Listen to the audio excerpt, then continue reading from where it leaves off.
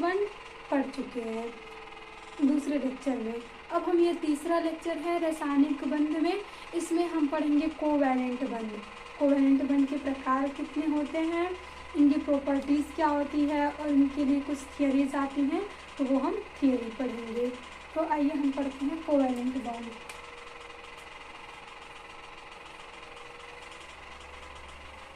Covalent bond ये दूसरा type है इंट्रा एटॉमिक का, इसे हम बोलते हैं सहसंयोजी।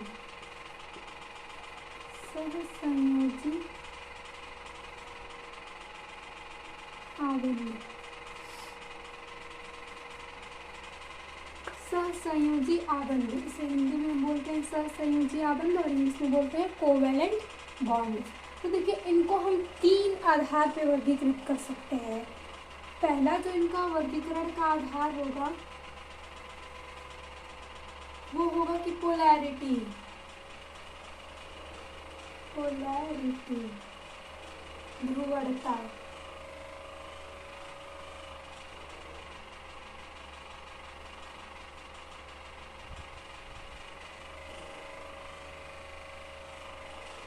और दूसरा होगा इलेक्ट्रॉन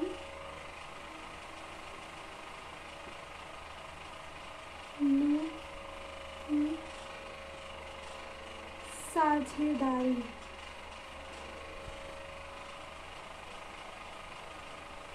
के आधार पे। और तीसरा जो वर्गीकरण होगा ओवरलैपिंग। ओवरलैपिंग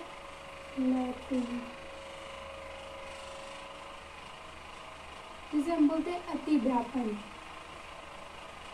अतिव्यापन इन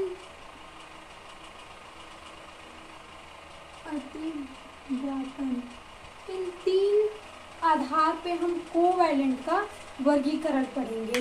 इन हम 3 आधार पे वर्गीकृत कर सकते हैं। अब कोवैलेंट यानी सहसंयोजी आबंध। सहसंयोजी का मतलब होता है कि वो जब भी कोई यौगिक बना होगा तो वो 2 या 2 से अधिक कंपाउंड से बना होगा तो उसमें साझेदारी हुई होगी। तो जब साझेदारी द्वारा वो बंध जुड़े होंगे तो वो उसे हम बोलते हैं सहसंयोजी आबंध बोलते हैं। अब देखिए उसमें अभी हम देखेंगे कि कितने इलेक्ट्रॉन की साझेदारी होती है, तो कौन कौन सा बंध बनता है, उसके भी प्रकार होते हैं। जब हम देखते हैं ध्रुवता में, तो ध्रुवता में 2 प्रकार होंगे, एक आएगा पोलर और दूसरा होगा नॉन पोलर। ये 2 प्रकार के आएंगे, पोलर और नॉन पोलर। हम पहले इलेक्ट्रॉनों की साझेदारी के आधार पर देख लेते हैं कि कितने, क्योंकि जो भी ये है साझेदारी होगी तभी तो उसमें हम पोलैरिटी देखेंगे और अतिव्यापन देखेंगे। तो देखिए इसे भी हम बांट सकते हैं 3 प्रकार से। पहला होगा जिसमें 1 इलेक्ट्रॉन की साझेदारी होगी, 1 इलेक्ट्रॉन की साझेदारी, और इससे जो बंध का निर्माण बनता है उसे हम बोलते हैं एकल बंध। एकल बंध इसमें 1 इलेक्ट्रॉन की साझेदारी होगी। जैसे हम एग्जाम्पल के लिए देखें H2। H2 जो मॉलिक्यूल्स है इसमें 2 हाइड्रोजन हैं और दोनों 1 इलेक्ट्रॉन की साझेदारी द्वारा जुड़ के एक बॉन्ड द्वारा H2 का निर्माण करते हैं। जैसे हम देखें हाइड्रोजन, 2 हाइड्रोजन हमने लिख लिया। देखिए बंध अगर हमें पढ़ना है तो हमें परमाणु क्रमांक और इसके बाहरी कक्षा में इलेक्ट्रॉनों की संख्या और संयोजकता पता होनी चाहिए। तो ये सारी चीज़ें हम पढ़ चुके हैं। तो हाइड्रोजन का परमाणु क्रमांक भी 1 होता है और जब हम इलेक्ट्रॉनिक विन्यास करते हैं तो इसके बाहरी कक्षा में भी इलेक्ट्रॉनों की संख्या 1 आती है। तो इस हाइड्रोजन का 1 और इस हाइड्रोजन का 1। अब ये दोनों के पास 1-1 है। देखिए हाइड्रोजन और हीलियम 2 ऐसे तत्व हैं जो डबलेट कंप्लीट करते हैं। जैसे अब वो चाहते हैं क्योंकि ये 2 इलेक्ट्रॉन्स हो जाए और ये हीलियम का रूप ले ले, अक्रिय हो जाए, क्योंकि ये 2 से अधिक तो ले ही नहीं सकता। 2 से अधिक ये 8 तो पूरा करेगा ही नहीं, क्योंकि उतने इसके पास इलेक्ट्रॉन और जगह ही नहीं ऑर्बिटल में होते हैं कि ये भरा जाए। बाकी जो तत्व हैं वो अपना 8 कंप्लीट करना चाहते हैं, जो लेकिन हाइड्रोजन है वो अपना 2 पूरा करके हीलियम जैसा बन जाता है। तो यहाँ पे देखिए साझेदारी होती है। ये हाइड्रोजन कहता है कि तुम मुझे एक इलेक्ट्रॉन्स दो, मैं अपना डबलेट पूरा कर लूँ। तो अब इसके तो 2 पूरे हो गए, तब क्या हम पीछे क्यों रहेंगे, तुम भी एक हमारा हमें दे दो कि हमारा भी 2 पूरा हो जाए। देखिए इन दोनों की मतलब अगर हम देखें हाइड्रोजन और हाइड्रोजन, ये दोनों सेम ही है, हाइड्रोजन है और हाइड्रोजन है। अगर विद्युत ऋणात्मकता देखी जाए, धनात्मकता, वो भी सेम है। तो साझेदारी हमेशा अपने मतलब बराबर ही मिलती है। अब क्योंकि देखिए अगर हम ऐसे एग्जाम्पल्स के तौर पे लें, अगर कोई इंसान है मिडिल क्लास फैमिली, वो अगर जाता है किसी, अगर उसे पैसे की ज़रूरत है तो वो अपने मिडिल क्लास फैमिली वालों से ही मांगेगा, क्योंकि सब वही दे सकते हैं। क्योंकि अगर वो बड़े के पास जाएगा तो बड़ा ये सोचेगा क्या ये चुका पाएगा, हम देंगे तो वो इसीलिए हमेशा जो होते हैं अपने लेवल में फ्रेंडशिप बनाते हैं लोग, ये तो वो अच्छी होती है। क्योंकि वहाँ पे ये नहीं होता कि मैं अधिक हूँ और तुम अधिक हो तो नहीं देना, या फिर और सारी बातें। तो इसीलिए हमेशा जो होती है इसमें इलेक्ट्रोनेगेटिविटी या पॉजिटिविटी सब समान होती है, तब साझेदारी होती है। तो यहाँ भी देखिए एक इसने दिया और ये कहता है कि तुम भी ले लो, मेरा 2 पूरा कर लो। तो अब एक एक इलेक्ट्रॉन की साझेदारी हुई है, तो यहाँ बनता है एकल बंध। तो हम बोलते हैं कि हाइड्रोजन एकल बंध द्वारा जुड़ा होता है। तो ये इलेक्ट्रॉनों की साझेदारी के आधार पर कोवैलेंट का पहला भाग हो गया, जिसे हम बोलते हैं एकल बंध। और एक एक इलेक्ट्रॉनों की साझेदारी द्वारा ये बंध बनता है, तो इसे हम बोलते हैं ये एकल बंध है। अब देखिए तो दूसरा भाग आता है, ये पहला हो गया, दूसरा हम देखेंगे द्विआबंध। द्विआबंध, अब द्विआबंध का मतलब आबंध तो आबंध और द्वि का मतलब 2। कोई ऐसा एलिमेंट्स मतलब तत्व होगा जो अपनी जुड़ेगा और 2-2 इलेक्ट्रॉन के साझे द्वारा जुड़ के कोई अणु या यौगिक का निर्माण करेगा। तो देखिए इसमें एग्जाम्पल्स के तौर पे ले हम, ये दूसरा हो गया। अगर हम O2 मॉलिक्यूल्स ले लें, ऑक्सीजन, O2 के 2 मॉलिक्यूल्स, ऑक्सीजन एक नॉन मेटल्स है, हाइड्रोजन भी एक नॉन मेटल्स था। क्योंकि देखिए ये हाइड्रोजन एक अपवाद के रूप में आता है, क्योंकि हम बोलते हैं कि एस ब्लॉक की सभी तत्व होते हैं वो धातु होते हैं हाइड्रोजन को छोड़ के, लेकिन पी ब्लॉक में धातु और धातु और उपधातु तीनों पाई जाती हैं। तो उसी में ऑक्सीजन पी ब्लॉक का 16वें वर्ग का तत्व है और ये अधातु है। अब देखिए ऑक्सीजन के बाहरी कक्षा में इलेक्ट्रॉनों की संख्या होती है 6। जब भी आप इलेक्ट्रॉनिक विन्यास करेंगे, यहाँ से ऑक्सीजन का इलेक्ट्रॉनिक विन्यास करेंगे, इसका परमाणु क्रमांक होता है 8। तो 1s2 पहली कक्षा कंप्लीट हो गई। फिर हम लिखेंगे दूसरी कक्षा 2s2 और 2p4। अब 8 कंप्लीट हो गए, 2 2 4 और ये 4 8। तो देखिए पहली कक्षा तो पूरी है, लेकिन दूसरी कक्षा में हम 8 इलेक्ट्रॉन भर सकते हैं, लेकिन हमारे पास अभी इलेक्ट्रॉनों की संख्या कितनी है, 6। तो इसे अभी 2 और चाहिए। अगर ये 2 इसे मिल जाएगा तब ये 8 इसका ऑक्टेट कंप्लीट हो जाएगा और ये स्टेबल हो जाएगा। तो देखिए यहाँ से O2, तो O2 में यही बाहरी कक्षा में हमने एक ऑक्सीजन के बाहरी कक्षा में 6 इलेक्ट्रॉन, ऐसे ही हम दूसरे वाले ऑक्सीजन की बना लेंगे। ये लुईस संरचना हमने पढ़ा था कि लुईस संरचना ये होती है। अब देखिए ये लुईस संरचना बन गई। हमने जब भी O2 मॉलिक्यूल्स को बॉन्ड बनाना होता है तो हम सबसे पहले लुईस संरचना बनाते हैं, और लुईस संरचना बनाने के लिए हमें चाहिए होता है बाहरी कक्षा में इलेक्ट्रॉनों की संख्या। तो अब यहाँ से मिल गई कि इसके भी 6 हैं, इसके भी 6 हैं, इसको भी 2 की आवश्यकता है और इसे भी 2 की आवश्यकता है। देखिए ये भी सेम लेवल के हैं, इन दोनों की आवश्यकता क्या है, समान है। तो यहाँ भी जब ये कहेगा कि 2 हमारा ले लो और ये कहेगा 2 हमारा ले लो, तो यहाँ पे 1 2 1 2 2 इलेक्ट्रॉन की साझेदारी हुई है। तो यहाँ पे जब बंध बनता है O2 के बीच तो ये डबल बंध होता है, द्विआबंध का निर्माण होता है। ये हो गया दूसरा। अब इसी में देखिए हम देखते हैं तीसरा त्रिआबंध।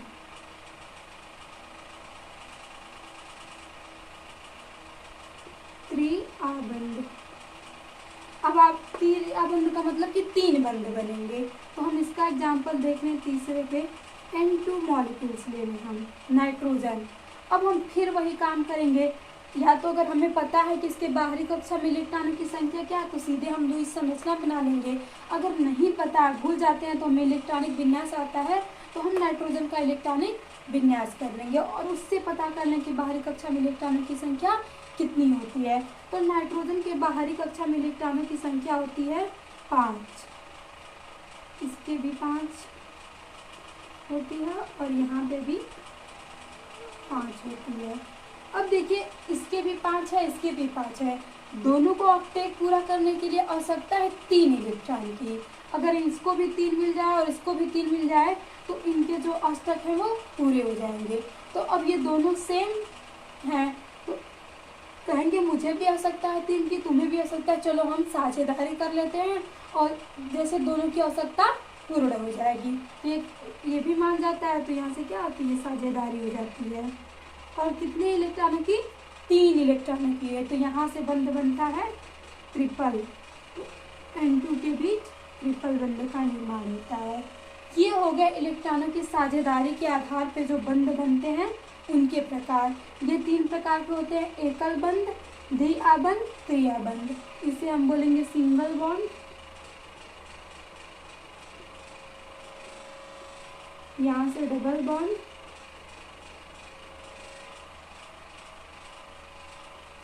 और ये ट्रिपल बॉन्ड, ट्रिपल बॉन्ड। ये तो हो गया इलेक्ट्रॉनों की संख्या के साझेदारी के आधार पे। 1 की हुई तो हमने उसे बोला एकल बंध, 2 की हुई तो द्विआबंध, 3 की हुई तो त्रिआबंध। तो इसमें जो पहला वर्गीकरण था उसे हमने पढ़ लिया। अब देखिए ये जब यहाँ आप देखते हैं कि पोलर और नॉन पोलर क्या होते हैं। देखिए पोलर होगा कि उसमें ध्रुव बनेंगे और नॉन पोलर में अध्रुवीय। इसे हम बोलेंगे कि ध्रुवीय है, ध्रुवीय, और ये होगा अध्रुवीय, अध्रुवीय। अगर ध्रुवीय में हम देखते हैं तो ध्रुवीय में ऐसा होता है कि एक तरफ पॉजिटिव होना चाहिए, एक तरफ निगेटिव, तभी तो 2 पोल का निर्माण होगा और ये ध्रुवीय होगा। और अध्रुवीय में पोल का निर्माण नहीं होता, उस यौगिक को हम बोलते हैं अध्रुवीय। तो देखिए जब भी अध्रुवीय होगा तो उसमें जो इलेक्ट्रोनिगेटिविटी होगी वो हमेशा सेम होगी। जब वो समान होगी तभी तो उसमें कोई ध्रुव नहीं बनेगा। और इसमें जो इलेक्ट्रोनिगेटिविटी होती है वो किसी एक तक असमान होती है, नॉट इक्वल होती है, यहाँ पे समान नहीं होती है। जैसे हम देख लिए एग्जाम्पल के लिए, एग्जाम्पल्स में अध्रुवीय वाले के, तो अगर हम H और HF बनता है, HF का निर्माण होता है, इसे एक की आवश्यकता होती है। और इसे देखिए जो आए थे फजांस, तो उन्होंने बताया कि कोई भी बंध प्योरली ना ही आयनिक होता है और ना ही प्योरली कोवैलेंट होता है, दोनों गुण पाए जाते हैं। तो वैसे तो यहाँ पे आयनिक हम लिखेंगे क्योंकि एक हाइड्रोजन देता है और फ्लोरीन लेता है, लेकिन उन्होंने बताया कि इसमें कोवैलेंट भी बॉन्ड होता है, तो उसी को हम देखते हैं यहाँ कोवैलेंट को भी। तो देखिए यहाँ से जब हम देखते हैं तो हाइड्रोजन फ्लोरीन को इलेक्ट्रॉन्स दे देता है, तो ये यहाँ पे नेगेटिव जनरेट हो जाता है, यहाँ पे पॉजिटिव, तो ये ध्रुवीय हो गया, ये एक ध्रुवीय यौगिक है। और जब हम यहाँ देखते हैं कि यहाँ देखिए, यहाँ मतलब ये सेम प्रकार के होने चाहिए। तो अगर हम यहाँ पे कोई ले लें, N2 ही ले लें या O2 ले लें या H2 ले लें, तो यहाँ सभी क्या होंगे, इलेक्ट्रोनिगेटिविटी सबकी समान है क्योंकि ये तत्व समान है, तो यहाँ कोई ध्रुव का निर्माण नहीं होता है, ना ही यहाँ होगा, ना ही यहाँ होगा, ना ही यहाँ होगा। यहाँ कोई ध्रुव नहीं बन रहा है, यहाँ बस साझेदारी हुई है, किसी पे पॉजिटिव निगेटिव नहीं आया है। तो ये हो गया अध्रुवीय का एग्जाम्पल। और यहाँ से HF हो गया, यहाँ से हम HCl ले लें, CH3 ले लें, ये सारे एग्जाम्पल्स आ जाएंगे ध्रुवीय के और ये सब हो जाएंगे अध्रुवीय के। इसमें बस ये इलेक्ट्रोनिगेटिविटी दोनों एटम्स की समान होनी चाहिए, सेम होनी चाहिए, और इसमें इलेक्ट्रोनिगेटिविटी समान नहीं होती है, डिफरेंट होती है।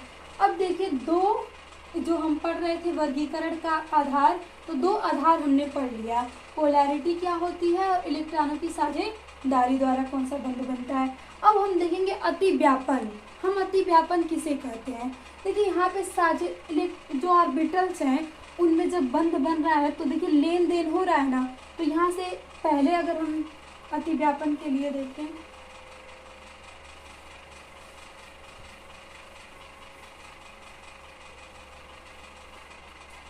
अगर हमें अतिव्यापन देखना है, अगर हम O2 मॉलिक्यूल्स में लें कि अतिव्यापन होता क्या है, देखिए पहले तो ऑक्सीजन का शुद्ध ये ऑर्बिटल होगा और शुद्ध ये ऑर्बिटल होगा।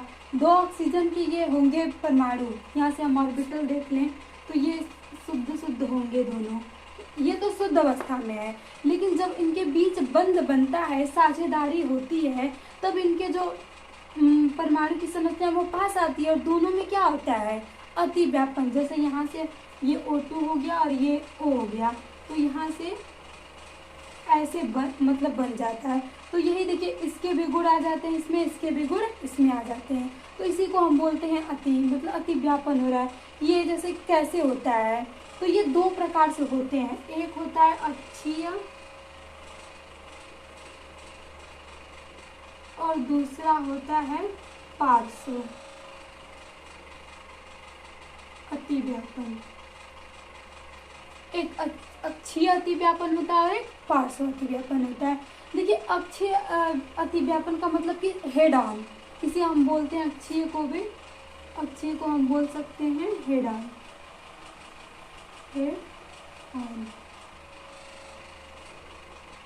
ये अक्षीय को हम हेड ऑन भी बोलते हैं। और ये पार्श्व होता है, इसमें साइड से, इसे हम साइड वाइज बोलते हैं। जो ऊपर ओवरलैपिंग होती है वो साइड वाइज होती है, साइड ऊपर ओवरलैपिंग।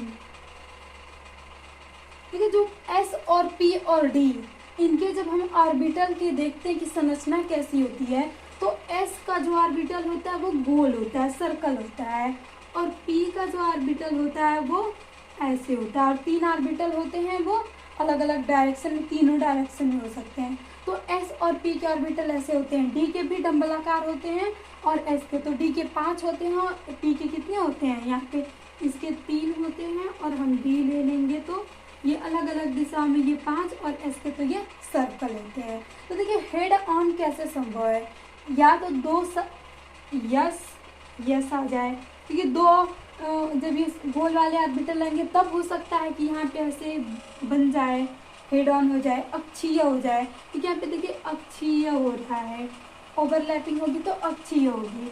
या तो SP आ सकता है, ऐसे हम ले लें, एक यस ले लें और एक P ले लें, तो यहाँ से संभव है कि ये अक्षीय ओवरलैपिंग हो रही है। तो इसमें हम अक्षीय में देख लेंगे कि S और P भी हो सकती है।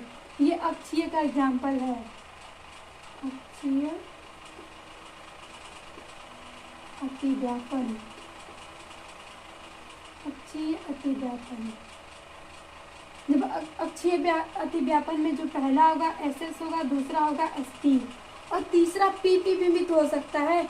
एक P का ऑर्बिटल अगर ऐसे आए और दूसरे P का भी ऑर्बिटल अगर ऐसे आए, तो यहाँ भी हम देखेंगे तो ये एक अक्ष पे हो रहा है, तो हम बोल सकते हैं कि अक्षीय होता है। तो इसमें 3 स्थितियाँ आ सकती हैं, P और P। पहला तो यस ऑर्बिटल आएगा, दूसरा SP आएगा और तीसरा PP।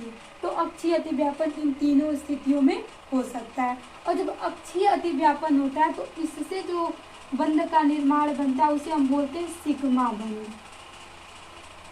सिग्मा बंध। तो यही यहाँ से हम बोलते थे कि अक्षीय जो होता है वो सिग्मा बंध होता है। और जब हम पार्श्व वाला देखेंगे तो उसमें पाई बंध का निर्माण होता है, पाई बंध। और देखिए ये तो हो गया अक्षीय का, इसमें देखिए एक अक्ष पे ओवरलैपिंग हो रही है, उसे हम बोलते हैं अक्षीय। और ओवरलैपिंग का मतलब ये है कि दो शुद्ध ऑर्बिटल आके जब एक दूसरे से मिलते हैं तो उस क्रिया को हम बोलते हैं अतिव्यापन। जब हम अतिव्यापन की परिभाषा देखें तो हम कह सकते हैं कि दो शुद्ध ऑर्बिटल जब मिल के बंध बनाते हैं तो उनमें अतिव्यापन है। उनमें बंध बनाने पे जब वो दोनों ऑर्बिटल मिल जाते हैं तो उस क्रिया को हम बोलते हैं अतिव्यापन। जैसे हमने ऑक्सीजन को यहाँ पे मिलाया तो अतिव्यापन हो गया। यहाँ से देखिए अलग अलग, ऐसे तो हमने बस संरचना लेके बना ली, क्योंकि ये इसमें SP आते हैं दोनों, तो यस के जब मिलेंगे तब अक्षीय हो सकता है, या S और P के मिले तब अक्षीय हो सकता है, या दो PP के मिल जाएं तब अक्षीय होता है। ये 3 स्थितियां हैं कि तब अक्षीय का बंध बन सकता है। अब देखिए हम पार्श्व देखते हैं कि क्या होता है। पार्श्व का मतलब पता है ना कि वो पास, ऐसे जैसे हम हैंड करें तो ऐसे, तो ये देखिए ये पार्श्व हो गया। और हेड ऑन हम ऐसे करेंगे कि हेड ऑन हमारे पास है, ये हेड ऑन होता है। जब हमें पार्ट्स बनाना है तो इसमें जो है ऊर्ध्वाधर अवस्था में 2 ऑर्बिटल्स आएंगे, तो इसमें पी आ सकता है। यहाँ से देखिए ये भी एक पी ऑर्बिटल है,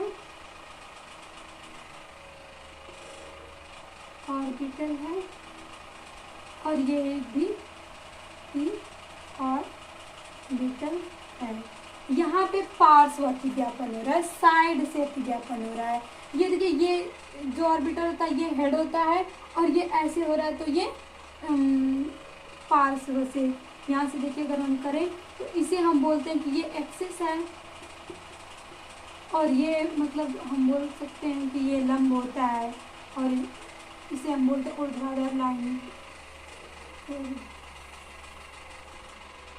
ऊर्ध्वाधर है, और ये अक्षीय।